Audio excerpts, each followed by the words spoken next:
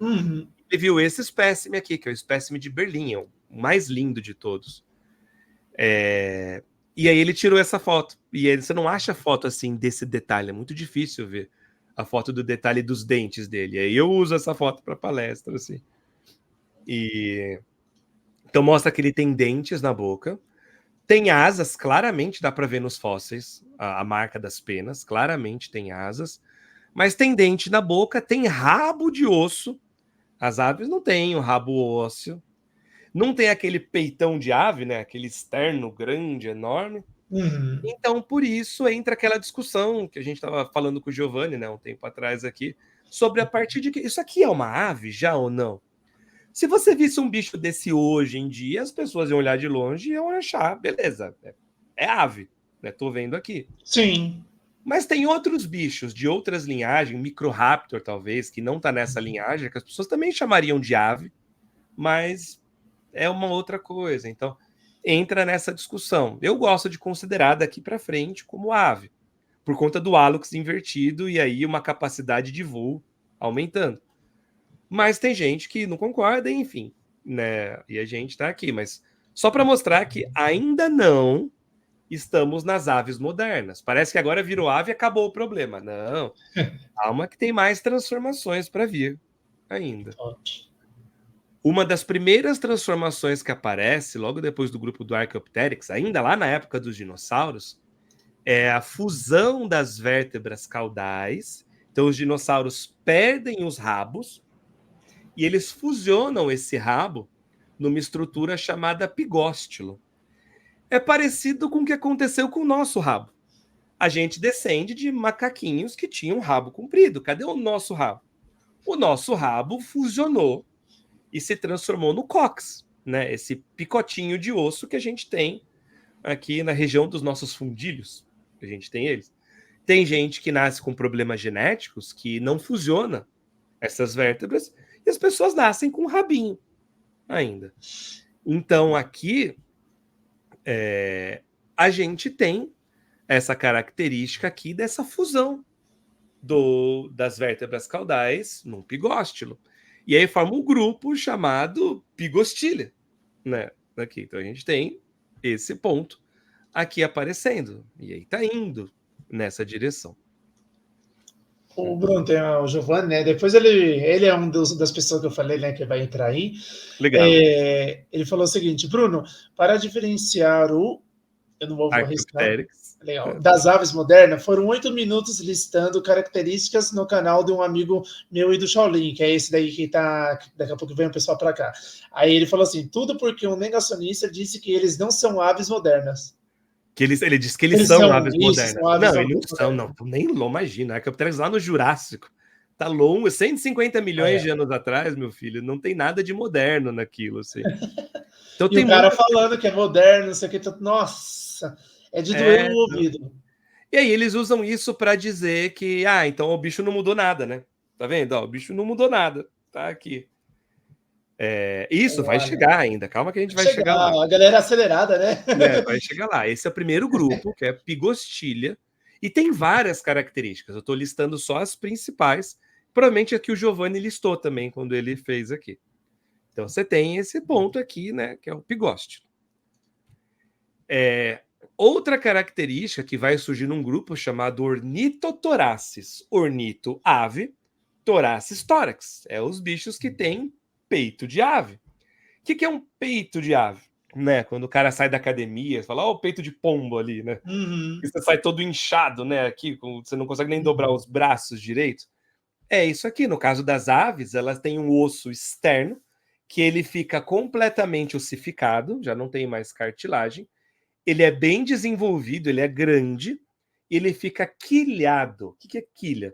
É uma divisão aqui no meio, bem clara. E por que ele cresce tanto? Para ele ter esse desenvolvimento da musculatura peitoral. Até então, todas essas aves voavam, mas elas voavam muito mal. A gente está falando de passarinho que voa, sei lá, parecido com uma galinha. Sabe? Galinha voa. Você olha assim ela voando, mas um pouquinho melhor que uma galinha, vai. Voa talvez como um pavão. Já o bicho voa, mas Ele dá voos curtos, ele não voa grandes distâncias, gasta muita energia para voar. A partir daqui, a gente tem bichos que já voam grandes distâncias. Talvez as primeiras aves migratórias do mundo. Isso tudo ainda no Cretáceo. A gente ainda está na era dos dinossauros. Então ainda está longe, né, das aves modernas, mas tem esse peito bem desenvolvido aqui. Então agora já é ave, né?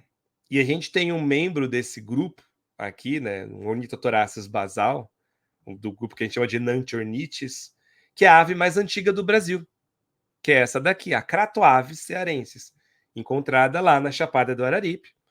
E você olha para um bicho desse, esse aqui, ó, desenho do Mingau, né, paleoartista. É um passarinho. Você vai dizer que não é um passarinho? Você visse voando na sua frente, você vai dizer que isso aqui não é um passarinho? Você acharia que é um passarinho, mas ainda faltam coisas. Ele ainda não é da linhagem moderna das aves. Eles ainda estão se transformando.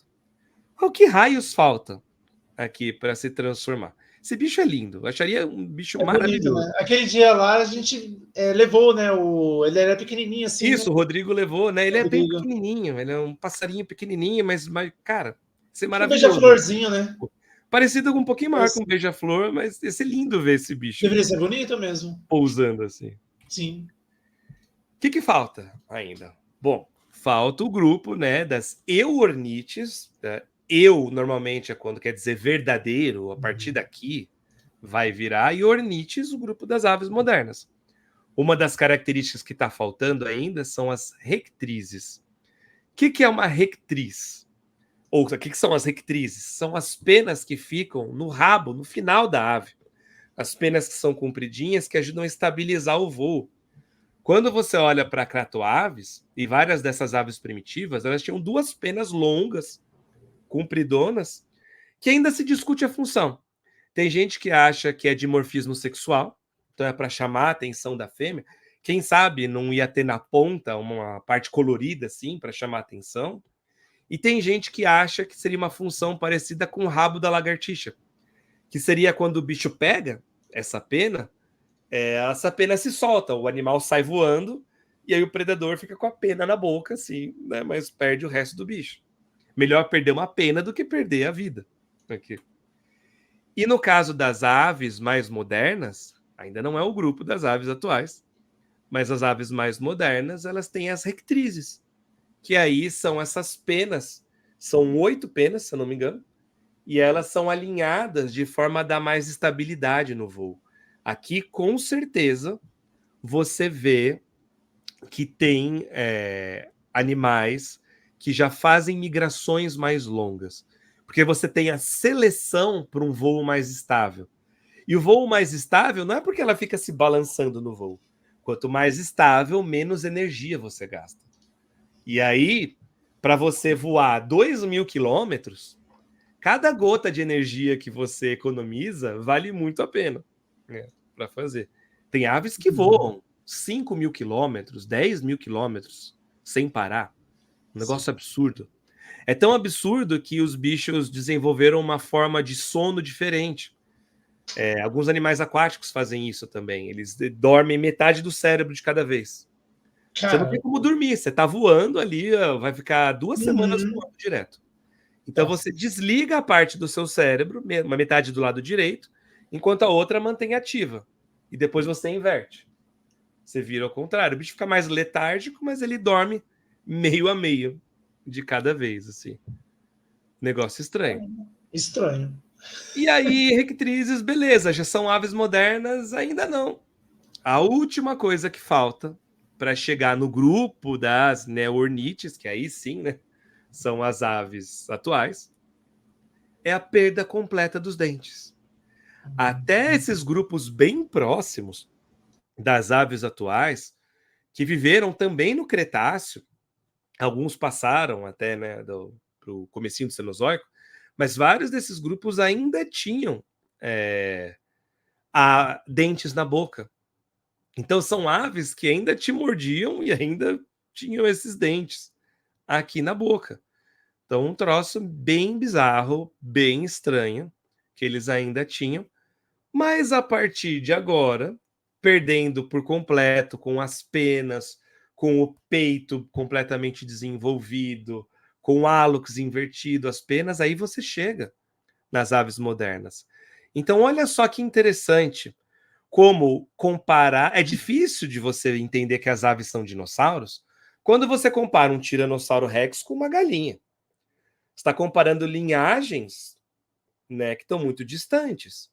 Mas conforme você vai colocando lado a lado todos esses ancestrais em conjunto, olha como fica mais fácil. Você consegue perceber essa transformação aos poucos. Você consegue enxergar a evolução.